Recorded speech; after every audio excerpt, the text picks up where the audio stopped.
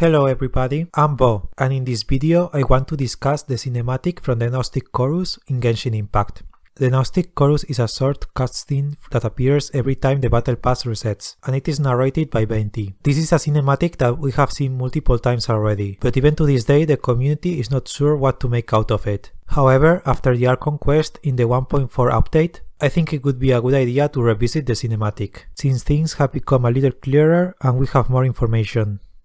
I want to start by saying that there are multiple interpretations of the Gnostic Chorus, and this is just mine. I will link the video in the description in case you want to check the Gnostic Chorus cinematic uninterrupted or refresh your memory. Actually, I want to start from the end, since there is an important clarification that needs to be made.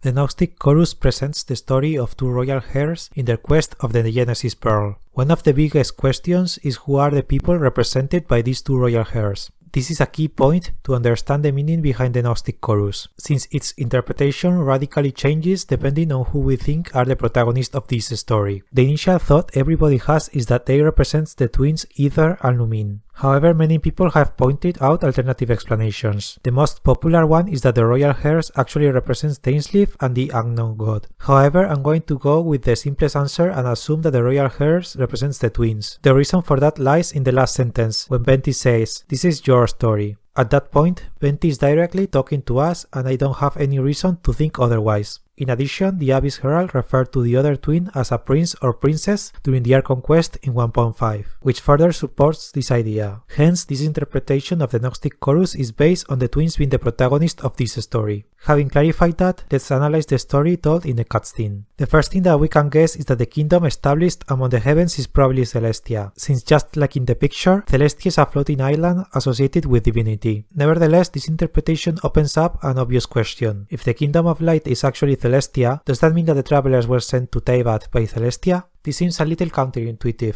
especially since we were attacked by the unknown god, who stripped our powers away from us. However, we do not know the affiliation of the unknown god or why she attacked us. If you go to the character details section of the Traveler, it says that the Keeper is fading away, the Creator has not yet come, but the world shall burn no more, for you shall ascend. There's a lot to unpack here. Regardless of whatever the first part of the statement means, the second part states that you, the Traveler, will end up ascending.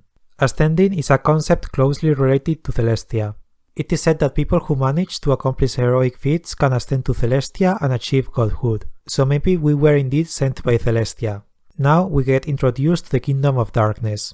This probably refers to Kenria. When talking about the Kingdom of Darkness, we don't see any kingdom, but rather we see the princess in front of a mountain with two rings and stars at the top. From Albedo's story quest, we learned that Kenria was an underground realm and its natural fauna were few indeed. As such, its alchemy focused more heavily on the creation of life. This art of creation was known as the art of Chemia. Therefore, the Kingdom of Darkness is probably underneath the mountain. Funnily enough, the stars on the rings on top of the mountain are actually quite similar to the star on Paimon's head. However, Paimon is generally associated with Celestia, not Kenria, by the community. These are the same stars that appear on the castle of the Kingdom of Light at the very beginning of the cinematic.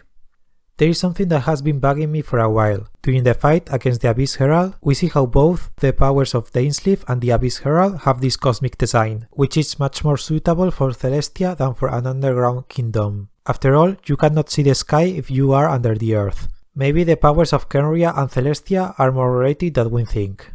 Talking about cosmic designs, one of the Traveler's idol animation is him using a constellation, just like Paimon does. If we agree that Paimon is associated with Celestia, maybe this indicates that the Traveler is indeed sent by Celestia, and we still don't know it.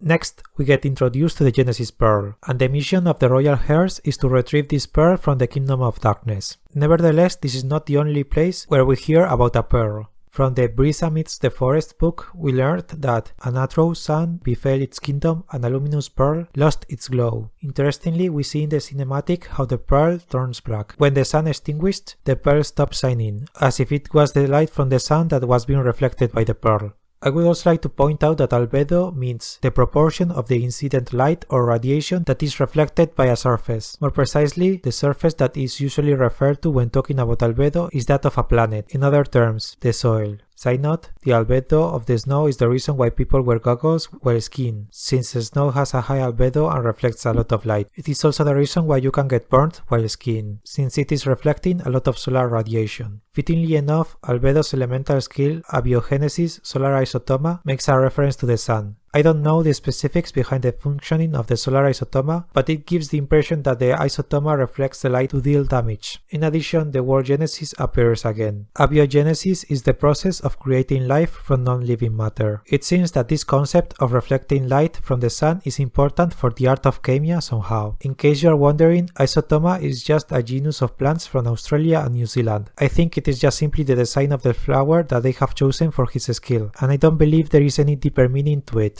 The pearl lost its glow because the sun became dark. Is it possible that the pearl was reflecting the light of the sun, just like albedo? Now the question is, what exactly is the Genesis Pearl? As I mentioned earlier, the Kingdom of Kenria had something called the Art of Chemia, which is an advanced type of alchemy used to create life. Along the same lines, Genesis means the origin or creation of something. From one of Mihoyo's YouTube videos, we can hear Dainsleif talking about Albedo's ability with the art of chemia. He mentions, "No one can dispute Albedo's talent, but the source of the knowledge he possesses it once brought about the destruction of a glorious nation." Putting all of this together, I think that the Genesis Pearl is very likely to be associated with the destruction of the Kingdom of Kenria, once it stopped receiving light from the sun. There is an object famous for reflecting the light of the sun, that is, the moon. Could it be that the Genesis Pearl is actually the moon? Interestingly, the Genesis Pearl is depicted in the sky, just like the moon. There are already different types of moon in Genshin Impact. There is the moon in Teyvat that we see at night. There is also the Abyssal Moon, which grants a different blessing each month. Finally, there is also the Welkin Moon, which also grants its own blessing when you buy it from the shop. From the book series Moonlight Bamboo Forest Volume 3, we learn that once upon a time there were 3 moons which were sisters. I will read the fragment for you. Long ago, 3 bright moons once hung high in the night sky. These 3 moons were sisters, their years numbering more than that of the Geo Archon, and their year of birth dating before the very bedrock upon which Liyue Harbor now rests. The moons were daughters of prose and song, sovereign over the night sky. They navigated the heavens above in their silver carriage, alternating with one another thrice a month. If the rain was not promptly passed from one sister to the next, a terrible disaster would occur that very day. These 3 luminous moons shared but one love, the stars of daybreak. Only at the fleeting moments when day and night converge could one of the 3 sisters pass the fading stars and gaze upon the chambers of the morning stars. Moments later, as the new dawn would break over the horizon, the carriage would quickly ferry the night sisters away. The 3 sisters share an equal affection for their one and only love, much like the affection they share from one another. But this was all before the world was smashed against the tides of great calamity. With time, disasters overturned the sovereign carriage and laid ruin to the halls of the stars. The 3 sisters of the night turned against one another, leading to their eternal parting by death. Only one of their pale corpses now remains, ever shedding its cold light. We learn the names of these 3 sisters in the book Heart's Desire, Volume 3. This is the passage. Once there were 3 bright moons in the night sky, named Arya, Sonnet, and Canon, sisters who were parted by death in a great catastrophe. Could it be that the great calamity that it is referred to in these books is the destruction of Kenria? Going back to the cinematic, we can see that the Genesis Pearl is surrounded by a dark snake. For this, I don't have a clear reference from the game to explain what it is, and my interpretation is much more loose. However, it is possible that the snake does not refer to an actual snake, but it is just simply a metaphor. After all, the snake is not mentioned at all by Venti, it is only shown. Snakes are usually associated with temptation and trickery, just like how Eve was fooled to eat the forbidden fruit. The serpent might be just a representation of how the princess forgot her initial mission and now falsely believes that she is the queen of the Kingdom of Darkness. Having said that, during the Inazuma sneak peek of the 1.5 livestream, one of the images is associated with a snake. The picture Yashihori Island, whose description reads, "The skeleton of a great snake rests on this island. The presence of evil is palpable here." We don't know if the snake is actually evil or if the evil forces simply lurk around the area. I don't even know if this has anything to do with the Gnostic Chorus, but I thought it was worth mentioning. It is possible that we may get more clues about the meaning of the Gnostic Chorus in Inazuma. After that, we see how the first sibling is corrupted by the Kingdom of Darkness. This is symbolized by a crown covered in thorns. There is a crown in the game we already know of, the Crown of Insight. It is a talent level up material whose description reads, once a medium for the storage and transfer of wisdom in the ancient times. Now wisdom is found in ancient text and in profound speech. Nevertheless, this Crown of Insight must still be able to impact some transcendent power and wisdom to its bearer. If the crown can be used to transmit knowledge into a person, maybe it can be used to manipulate them too. Maybe this scene is more literal than it looks like, and a literal crown was used to change the memories of one of the twins. After that, the throne is surrounded by thorns. I'm not sure if there is a deeper meaning to the thorns. The kingdom of Kenria is associated with trees, branches, and bows. Maybe there is a connection there, but I don't have anything tangible. The cinematic ends with a red drop spilled from the cup of the corrupted sibling, and a transition is made to the second sibling, which if I'm correct represents us, in front of the same mountain. Finally, I want to talk about what I consider to be the final layer of symbolism of the Gnostic Chorus. Throughout the whole cinematic, there are two prominent colors that stand out more than the rest, white and black.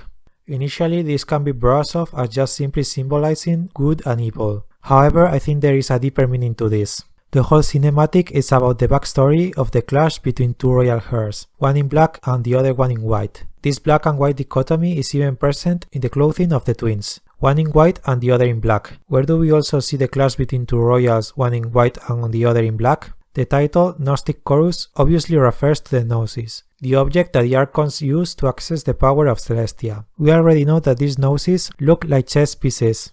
There are 16 pieces in chess, 8 peons, 2 rooks, 2 knights, 2 bishops, 1 queen, and the king. However, there are only 7 Archons. We already know that Venti had the queen and Thongli had one of the rooks. If we assume that none of the Gnosis is a peon, that leaves 6 pieces for 5 Archons, meaning one of the pieces is left out.